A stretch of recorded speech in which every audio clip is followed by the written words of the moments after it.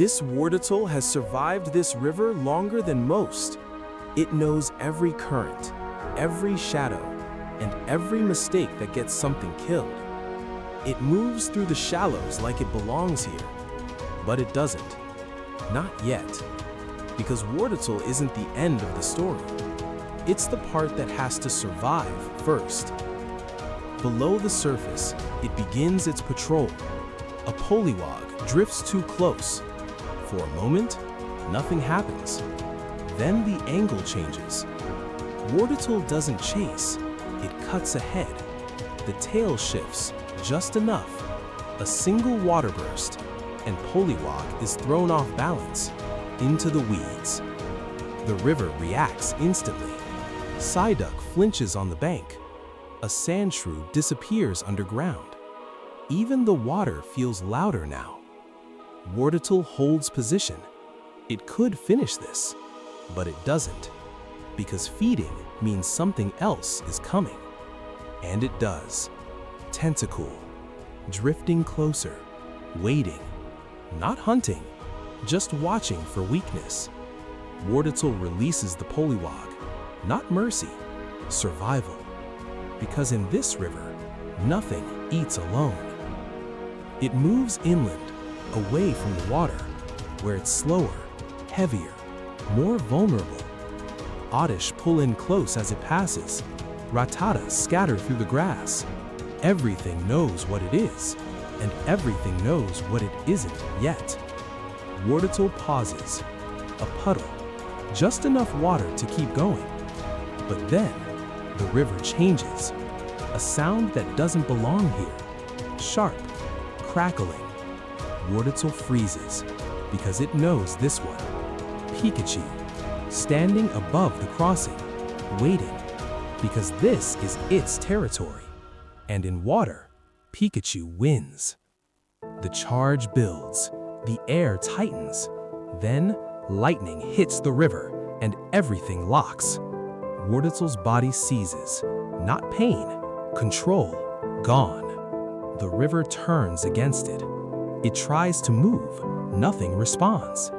Another surge spreads, closer this time, too close. Wartortle fires blindly, not at Pikachu, at the ground. Mud erupts, the water clouds. One chance. It lunges for land, dragging weight, fighting its own body. It slips, falls, exposed. Pikachu steps closer, careful, because even now, Wartortle is dangerous, but not enough. Wartortle forces itself up, back into cover, barely, alive, but drained. And in this world, that's when something else arrives. The water goes quiet, too quiet. Then something moves beneath it. Long, smooth, certain. Seel. This isn't a hunter, it's a takeover. The temperature drops, slowly, deliberately. The edges of the river begin to harden, not frozen, controlled. Wartortle backs up, fires a jet. It lands, but Seel keeps coming, cold spreading with every movement. The water begins to fail, turning solid where it needs flow. Wartortle tries to pivot. Its tail catches. Ice, just enough.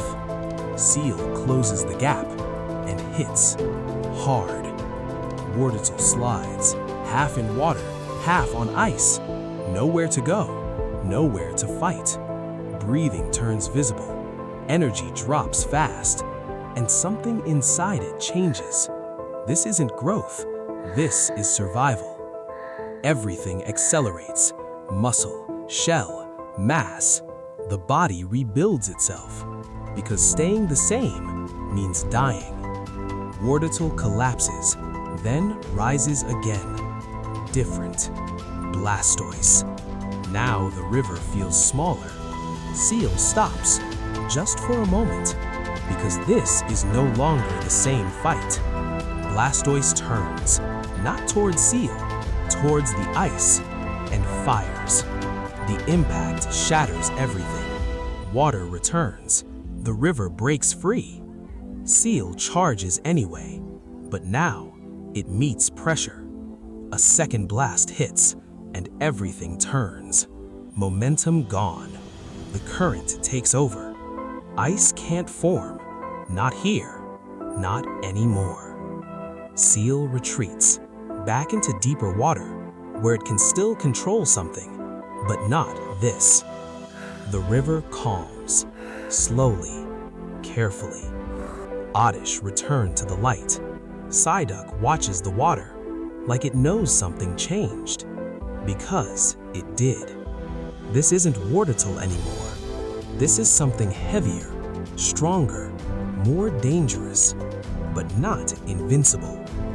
Across the river, Pikachu still watches, because electricity still wins here, just not as easily. And Wartortle's journey ends the only way it ever could, by becoming something the river can't control.